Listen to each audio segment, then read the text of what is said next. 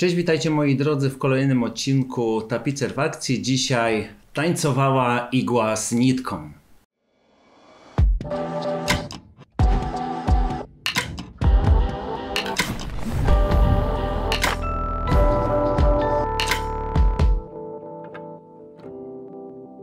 Jeszcze raz serdecznie witam Was wszystkich moi drodzy. Trafiliście na kanał Tapicer w akcji. Jeżeli jesteście tutaj po raz pierwszy, zapraszam do subskrypcji kanału, żeby Was nie ominął kolejny ciekawy odcinek. Oczywiście zapraszam również do zobaczenia wcześniejszych odcinków. Moi drodzy, nie bez powodu przytoczyłem tytuł wiersza Jana Brzechwy Tańcowała igła z nitką, ponieważ dzisiaj chciałbym Wam troszeczkę więcej opowiedzieć na temat igieł i nici, które są bardzo istotnym elementem w tapicerowaniu. Moi drodzy, nie tylko dobra maszyna dobrej jakości będzie Wam pozwalała na to, żeby zszywać tkaniny czy skóry naturalne w odpowiedni sposób, ale dobór odpowiedniej grubości i rodzaju igły oraz nici do tkaniny jest bardzo istotny. I dzisiaj właśnie w tym odcinku chciałbym troszeczkę nawiązać do tego tematu. Oczywiście temat jest bardzo szeroki. Ja się skupię na tych podstawowych parametrach igieł i nici i tylko jakby opowiem przede wszystkim o grubościach igieł, o których za momencik wspomnę, które ja używam w swojej pracowni tapicerskiej. Oczywiście tych igieł jest cała gama, natomiast ja się skupię te, które u siebie w pracowni wykorzystuję do łączenia tkanin. Pozwolę sobie na samym początku wyciągnąć karteczkę, mamy pokazać Wam jakby budowę igły, w jaki sposób ona jest zbudowana, więc mamy tutaj kolbę, mamy tutaj rowek, który jest bardzo istotny, trzon, ostrze i oczko. Moi drodzy, każdy z tych elementów jest bardzo istotny, w szczególności ostrze, za chwileczkę do tego nawiążę. Kolejna rzecz, moi drodzy, mamy tutaj, bo mówimy tutaj o maszynach przemysłowych oczywiście i nie tylko w sumie, takich domowych też. Pokażę Wam może na zbliżeniu, kamera Wam za momencik pokaże. Mamy dwa rodzaje tych kolb. Mamy okrągłe, które używamy w większości przypadków, jeżeli chodzi o te maszyny przemysłowe, które ja tutaj mam w swojej pracowni. Natomiast mamy również z płaską końcówką, czyli jest półokrągła i płaska. Ja za chwileczkę może kamera to bliżej pokaże. I to jest bardzo istotne, tak? Moi drodzy, kolejna rzecz. Mamy różne rodzaje igieł i tutaj Wam pokażę końcówki. Mamy tutaj igły uniwersalne do jeansów, stretchu, mamy oczywiście do skór naturalnych i pamiętajcie o tym, o podstawowej rzeczy. Są różne teorie, natomiast ja wychodzę z założenia, jeżeli zszywamy tkaninę, używamy stricte igieł do tkanin, natomiast do skór używamy tylko i wyłącznie igieł do skór, które można powiedzieć w takim dużym zaokrągleniu mają ostrza, które nacinają nam skórę. I to jest bardzo istotne, za chwileczkę Wam pokażę, jak to wygląda. A więc tak wyglądają generalnie końcówki właśnie igieł. Możecie sobie tutaj zobaczyć. No i kolejny parametr. Tutaj pozwoliłem sobie to skrócić do tych parametrów, które ja używam w swojej pracowni. Czyli tutaj mamy najcieńszą, tutaj mamy zapisane właśnie, że mamy okrągły i z tą płaską jedną stroną.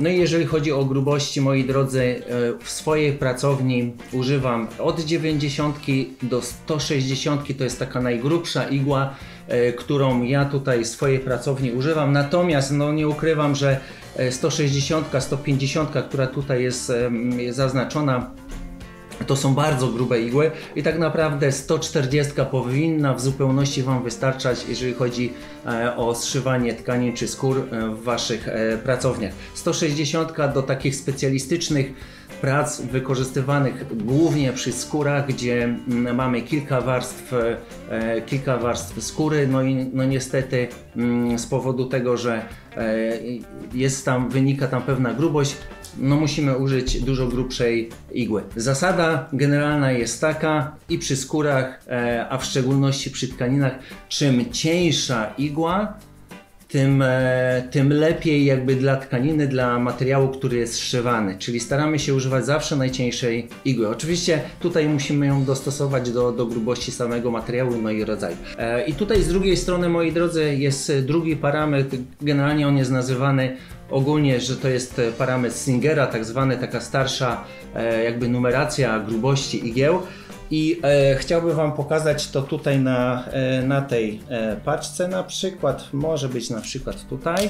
I tutaj mamy, co to mamy tutaj za parametry, czyli tutaj mamy ten pierwszy, czyli 110, no i 18 i może tutaj, może w ten sposób pokażę. Tak, czyli tutaj mamy te 110 i 18. Moi drodzy, kolejna rzecz, tutaj ten symbol oznacza rodzaj igły do zszywania.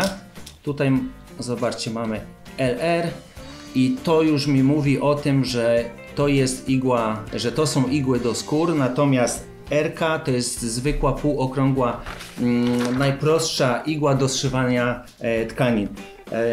Jeżeli chodzi w ogóle moi drodzy, o igły do tkanin, one są z kolbą okrągłą i mam nadzieję, że to będzie widać. Może kamera tutaj to uchwyci. Tutaj mamy, co mamy? 110, więc spróbuję wyciągnąć, ona jest troszeczkę grubsza. Tutaj jest okrągła ta kolba, niezaostrzona, natomiast do skór naturalnych mamy tutaj, mam nadzieję, że będzie to widoczne, z końcówką taką lekko, z takim grotem można nazwać, czyli tnącą. I to jest bardzo istotne, żeby właśnie używać igieł odpowiednio do danej tkaniny. Co ważne, moi drodzy, jeżeli chodzi o igły do skór naturalnych, one zostawiają różne ślady i w zależności jaką sobie igłę zakupimy, taki ślad nam pozostawi i takim bardzo dobrym przykładem jest tutaj na tej skórze pokazany ściek i to jest zszywane igłą LR, czyli lewoskrętną. Mamy igły jeszcze dodatkowo, które ten ściek tworzą całkowicie prosty. Ona jest tutaj wykorzystana na tej tkaninie, natomiast nie wiem, czy kamera to ładnie uchwyci. Ona tutaj jest na pewno prosta. Natomiast jeszcze mamy prawoskrętne, tak? Czyli w zależności tak naprawdę jaki chcemy uzyskać efekt końcowy, większość jednak z nas nie będzie w ogóle na to zwracała uwagi i nie zwróci jakby na ten efekt lewoskrętu, czy prawoskrętu, czy prostego ściegu. Natomiast jeżeli dochodzi do tego grubość nici, no to wtedy już to jest bardziej widoczne. Tworzymy tak zwane stępnowania ozdobne, pojedyncze czy podwójne, tak jak właśnie tutaj na załączonym obrazku widać. I teraz przechodzimy, moi drodzy, do nici. I generalnie, jeżeli my mówimy moi drodzy, tutaj jeszcze jest jedna bardzo istotna rzecz. Ja może to pokażę na tym pudełku. Ważne jest to, żeby każdy z Was sprawdził dokładnie, jaką długość igły potrzebuje do swojej maszyny.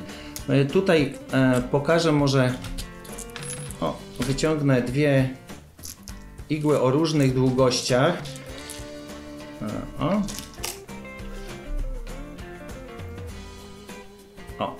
Mam nadzieję, że jest to widoczne. Tutaj jest różnica plus minus około centymetra i jest to bardzo istotne. Zawsze igła wchodzi do samego końca tego wpustu, gdzie jest mocowana i musi być dopasowana do danego rodzaju nie tkaniny, tylko maszyny. To jest bardzo ważne, na to sobie też zwracajcie uwagę, więc długość igły też jest z całą pewnością bardzo istotna. I moi drodzy, przechodzimy tutaj do nici, więc tak, jeżeli macie zwykłą domową maszynę, taką najbardziej pospolitą, żadną przemysłówkę, polecałbym jednak nici o grubości, bo tutaj jeszcze jedną rzecz muszę powiedzieć, czym ta cyfra, czyli tutaj na przykład mamy nici 40, 60, 15, 10, 20, tutaj zaraz Wam pokażę.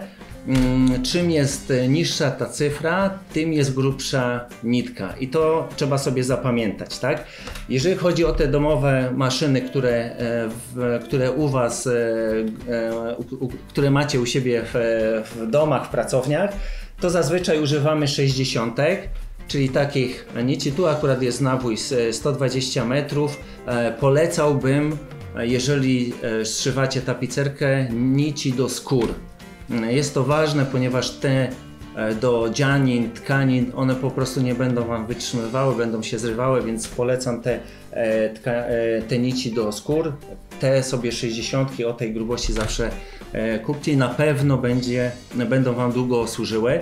Jeżeli chodzi o maszyny przemysłowe, moi drodzy, teoretycznie można powiedzieć, że my przy tapicerowaniu używamy nici od grubości 60. Ja ich akurat nie mam, dla mnie są troszeczkę za cienkie, więc ja akurat tej grubości nie używam. U mnie najcieńsze nici to są 40 i tutaj jeżeli chodzi o taki nawój, to tutaj mamy właśnie 40, to jest nasza grubość nici. No i moi drodzy, tutaj obok to jest już kolor, ta cyfra, te 4 cyfry to jest kolor nitki, żeby dobrać, jeżeli nam się skończy, a musimy zszywać tym samym kolorem.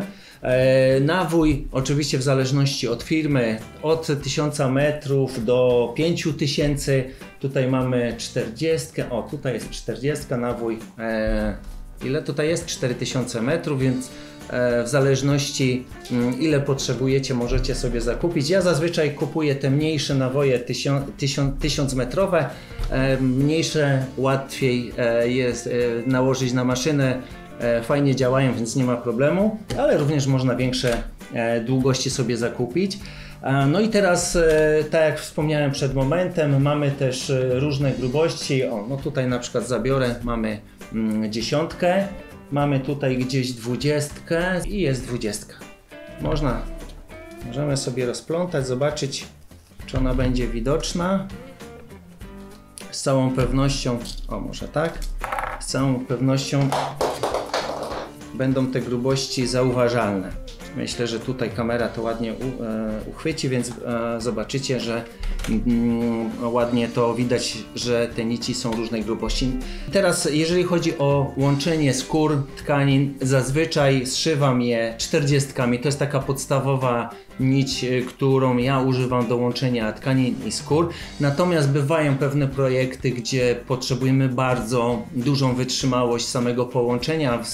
Bardziej tutaj myślę o skórach naturalnych, to tutaj użyłbym nici o grubości 30. Natomiast wszystkie powyżej, czyli od 30, 15, 10, to są nici, którymi można zszywać skóry, można nawet i tkaniny, natomiast wydaje mi się, że tutaj jest to troszeczkę za gruba nić, ale bardziej one służą do stępnowania takiego ozdobnego, właśnie do takich rozszyć, takie jak tutaj właśnie widać na tych skórach, gdzie ma być widoczny ten efekt tego rozszywania, bardzo często kontrastowego, żeby podkreślić jakby walory estetyczne tego połączenia. No i najważniejsza rzecz, moi drodzy, łączenie grubości igły z nitką. To jest bardzo istotne. Pamiętajcie o jednej rzeczy, a mianowicie o tym, że czym jest grubsza nić, tym powinna być grubsza igła, a tak naprawdę powinno być większe ucho igielne, tak?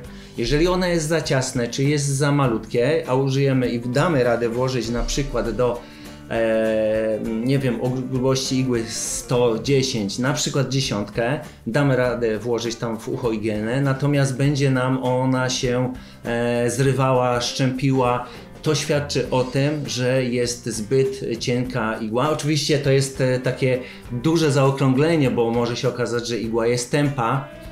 I to też jest ważne, żeby na to zwracać uwagę. Taka ciekawostka, w ogóle producenci zalecają wymianę igły co 8 godzin. Oczywiście myślę, że nikt nie wymienia po 8 godzinach, dopóki się nie złamie albo po prostu nie uderzy w blat roboczy, to po prostu jest ta igła wykorzystywana. I może kolejna ciekawostka, jak sprawdzić ostrość igły. No oczywiście, jeżeli ona uderzy gdzieś tam o blat roboczy, to poczujemy, że tutaj ona jest zagięta, że jakiś tam ma haczyk, jest tępa. Oczywiście każda igła się tępi pod wpływem swojej pracy po kilkunastu godzinach.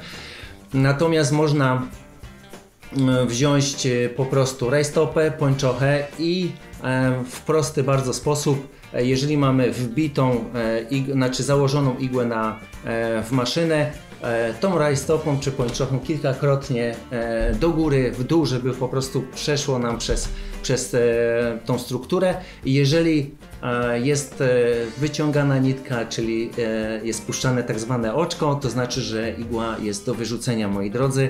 To świadczy o tym, że no niestety, ale musimy wymienić igłę i zazwyczaj, moi drodzy, bywa tak, że jeżeli dochodzi do zrywania nitki czy szczępienia, to zazwyczaj w pierwszej kolejności wymieniam igłę i zazwyczaj to pomaga, więc radzę tutaj do częstych wymian tej igły. Moi drodzy, jeszcze jest jedna bardzo istotna rzecz, przechowywanie. No i takie układanie czy wrzucanie do pudełka igieł jest niewskazane, one się po prostu tępią, uderzają gdzieś o ostre krawędzie, o plastikowe pojemniki, które są w środku. Zawsze wkładamy do środka i przechowujemy, no i staramy się nie mieszać grubości, żeby później nie szukać. No i moi drodzy, przechodzimy jeszcze, bo tak troszeczkę z tego tematu przeszedłem, znowu przeskoczyłem, natomiast jaki dobór tej grubości? Ja generalnie zalecam, tak można przyjąć, że jeżeli mówimy tutaj o grubości nici 40, które ja używam, to tutaj zaczyna się 90-100. Jeżeli chodzi tutaj o 30, to tutaj 110, 120, natomiast o grubości nici 10 używam 140, 150, 160. To są najbardziej takie optymalne. A więc moi drodzy, w jaki sposób sprawdzić, czy grubość nici jest dobrze dostosowana do grubości igły? Odcinamy sobie kawałek nitki. Tu kolejna, można powiedzieć, porada doświadczonego tapicera. Moi drodzy, w szczególności dla osób, które zaczynają przygodę z szyciem, nigdy nie odcinamy nitki naprężonej, ponieważ ona będzie nam się tutaj rozdwajała, ten skręt będzie się rozkręcał. Zawsze na luźnej nitce i wtedy ona po prostu nie będzie nam się tutaj rozdwajała. Ok, co robimy? Dobra, bo tutaj mamy porozkładane. Zabierzmy sobie tutaj może... O, tutaj mamy 90, bo tutaj widzę, że jest 90. Ślina tapicera, bardzo często wykorzystywana. Zakładamy. Ok. No i cóż, moi drodzy, mamy jakiś tam odcinek i co robimy? Mamy tutaj igłę i patrzymy, czy igła nam spada. Zobaczcie, ona tutaj zjeżdża. 90, czyli możemy tutaj sobie to użyć. Zabiorę tutaj może 15. Tu mamy, przypominam, mamy 90. No i proszę, tutaj mamy już nić 30 i nasza 90 igła nie zsuwa się. Zobaczcie, no, można powiedzieć, się nie przesuwa. Ok, dobra, odkładamy. Tutaj mamy grubość, jest 110. Zobaczmy 30 na 110. Dobra, łapiemy. No, widać na załączonym obrazku, że tutaj aż po prostu spada. Moi drodzy, tak możecie w bardzo prosty sposób sobie sprawdzić, czy grubość nici jest odpowiednia do grubości igły i to na pewno Wam ułatwi w pracy przy zszywaniu i na to sobie zwracajcie, moi drodzy, uwagę. Moi drodzy, co jeszcze chciałbym tutaj Wam jeszcze pokazać, to już są takie nicie, to już bardziej taka ciekawostka, to są już, można powiedzieć, plecionki. O, może będzie tutaj to widoczne na tym stole. To jest już taka naprawdę bardzo, bardzo gruba plecionka. Ona jest wykorzystywana również do łączenia bardziej kaletniczego w tapicerstwie, raczej wykorzystywana wręcz do stępnowań ozdobnych, czyli tutaj do tego stępnowania. No i tutaj jeszcze jest taka nić, którą ja osobiście bardzo lubię do wciągania guzików, ponieważ ona jest woskowana. Ona również jest wykorzystywana czasami w maszynach, natomiast ja ją wykorzystuję i generalnie mogę Wam polecić, jeżeli chodzi o wiązanie guzików, z racji tego właśnie, że tutaj ma wosk. No niestety nie możecie poczuć. Jest ona taka śliska, bardzo fajnie się zawiązuje guziki, to chciałem powiedzieć. No i cóż, moi drodzy, myślę, że chyba to wszystko w tym odcinku. Tak troszeczkę przybliżyłem Wam tematykę. Piszcie w komentarzach koniecznie, czy Wam się ten odcinek podobał. Może Wasze jakieś uwagi, jakieś patenty, może ktoś z Was coś fajnego wymyślił lub widział, gdzieś przeczytał, więc ja czekam bardzo chętnie na Wasze komentarze. Czy Was zainteresował? Jeżeli Was temat zainteresował, oczywiście mogę go rozwinąć. Mam taki pomysł, żeby też nagrać film, który będzie związany z maszynami różnego rodzaju. Będzie to pewnie ciekawy i interesujący materiał do Was. No cóż, moi drodzy, myślę, że to wszystko w dzisiejszym odcinku. Oczywiście subskrybujcie kanał, żeby Was nie ominął kolejny ciekawy odcinek. Zapraszam do poprzednich odcinków. Obserwujcie Tapicera w akcji. Pozdrawiam Was serdecznie, trzymajcie się, cześć!